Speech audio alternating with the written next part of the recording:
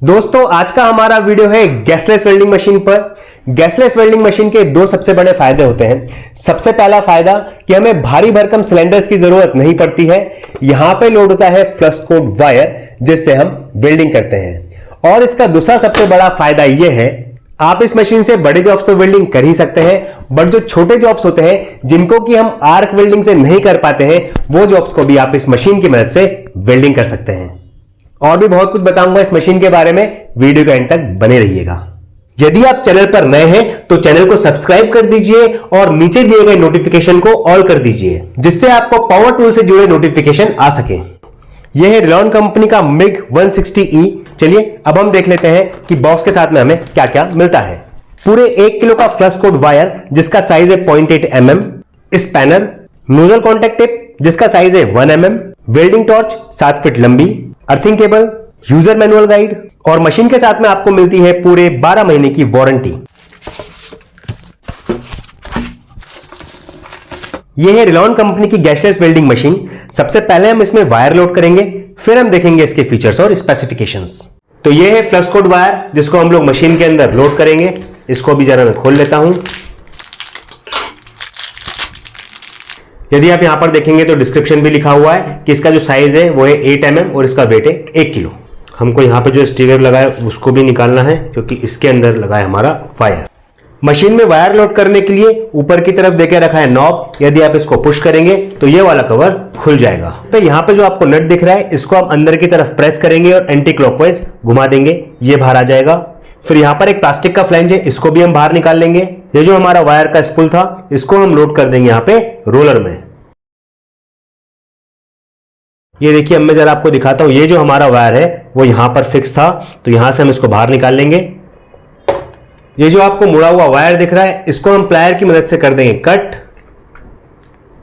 ये जो आपको स्प्रिंग गाइड दिख रही है, ये जो स्प्रिंग गाइड रहती है ये थोड़ी फ्लेक्सिबल रहती है। इसके अंदर हम इसको इंसर्ट करेंगे नोज प्लायर की मदद से।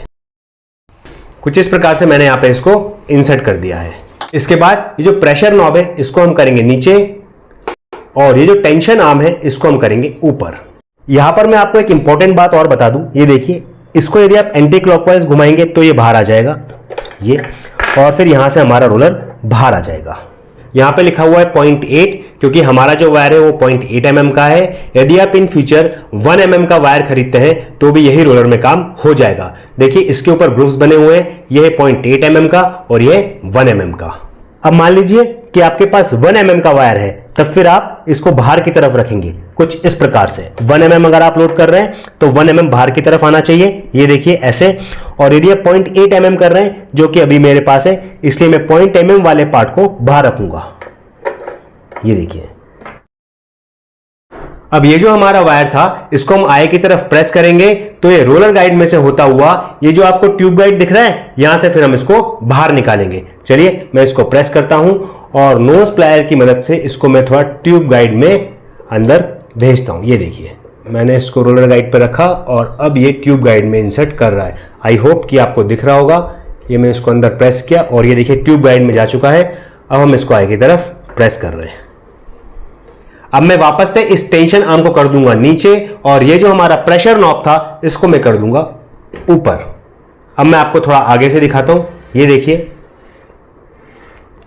यहां से जो हमारा वायर है ये बाहर आ चुका है। यह है वेल्डिंग टॉर्च जिसकी लंबाई है 7 फीट। यदि मैं आपको यहां पर दिखाऊं तो ये जो आपको तार दिख रहा है ये वाला वायर, इसके अंदर से 2 वायर जाते हैं। एक तो जाता है करंट का और एक जाता है हमारा फ्लक्स कोड वायर।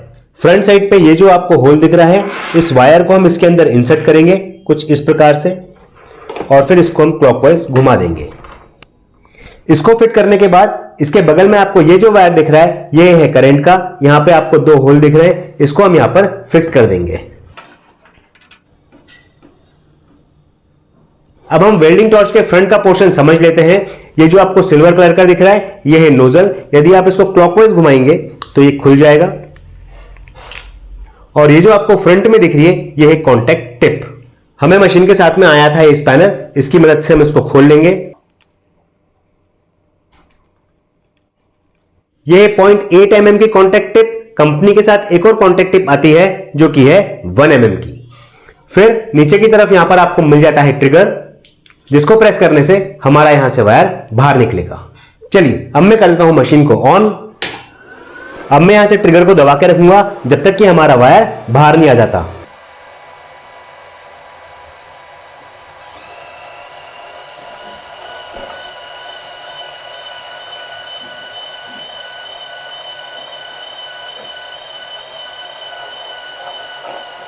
यहां पर हमारा वायर बाहर आ चुका है और वायर को बाहर आने में लगते हैं 15 से 20 सेकंड। अब जो एक्सेस वायर है इसको हम काट देंगे।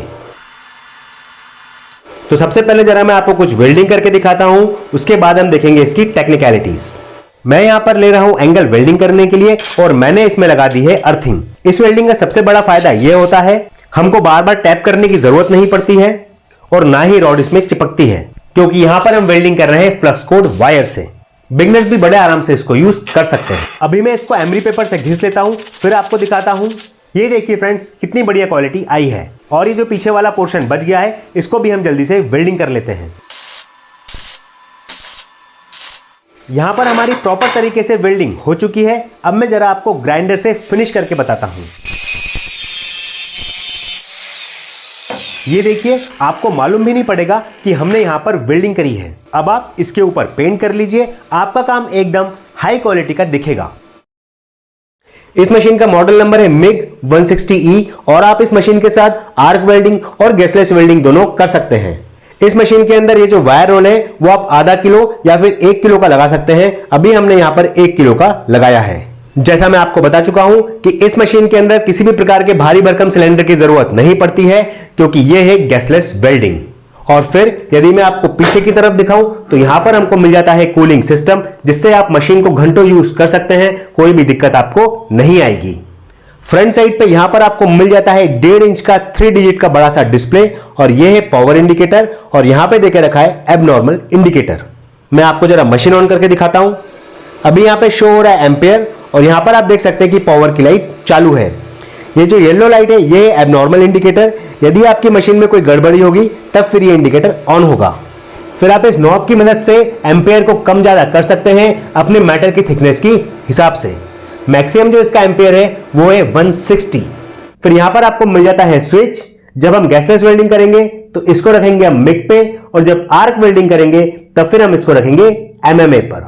मशीन के साथ में हमको आया था अर्थिंग क्लैंप जिसकी लंबाई है 7 फीट। इसको हम कर देंगे यहां पे इंसर्ट और क्लॉकवाइज घुमा देंगे। यह मशीन IGBT इन्वर्टर टेक्नोलॉजी पर बेस्ड है, जिससे फायदा यह होता है कि कभी भी आपको ओवरहीटिंग, पावर इश्यू या फिर ओवरलोड की प्रॉब्लम नहीं आती है। अब मैं आपको इस स्टैंड पर वेल्डिंग करके दिखाता हूं। आर्क वेल्डिंग में थोड़ा मुश्किल होता है, पर गैसलेस से बड़े आराम से यह काम हो जाता है।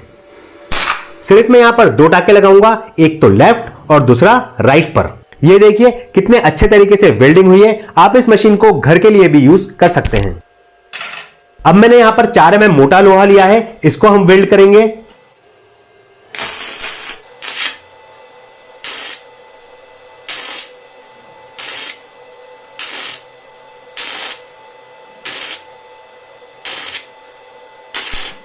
गैसलेस वेल्डिंग में लोहा इतना गर्म नहीं होता है कि जितना आर्क वेल्डिंग में गर्म हो जाता है। ये देखिए क्वालिटी और रिजल्ट्स आपके सामने हैं। ऐसा लगता ही नहीं है कि हमने इस पर वेल्डिंग की है। छोटे ऑब्जेक्ट को भी आप चुटकी बजाते ही वेल्ड कर सकते हैं।